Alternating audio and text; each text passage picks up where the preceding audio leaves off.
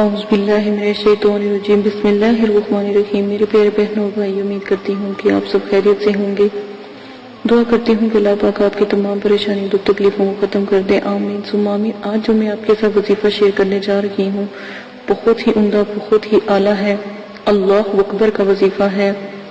آپ نے جب بھی کوئی پریشانی ہو، گھر میں چاہے کسی چیز کی بھی کمی ہو، نمک کی کسی بھی چیز کی بھی آپ کو کمی پریشانی ہو، آپ نے فوراً اسی وقت سورہ احزاب میں اللہ پاک نے ارشاد فرمایا کہ اے ایمان والو، تم اللہ تعالیٰ کا ذکر خوب کثرت سے کیا کرو اور صبح و شام اس کی تسبیح کرتے ہو، تو بس اللہ اکبر کا ذکر آپ کرتے رہو، انشاءاللہ اللہ کے حکم سے کتنی بھی مشکل ہو، کتنی بھی پریشانی ہو، وہ فوراً ختم ہو جائے گی۔ اور جو شخص روزانہ صرف قل ہو اللہ احد ایک مرتبہ پڑھے، سورہ اخلاص ایک مرتبہ پڑھے، تو وہ صبح سے لے کے شام تک دنیا کی کوئی ایسی آفت، کوئی پریشانی اس کو ہاتھ نہیں لگا سکتی، اس کا اتنا بڑا حصار قائم ہو جاتا ہے۔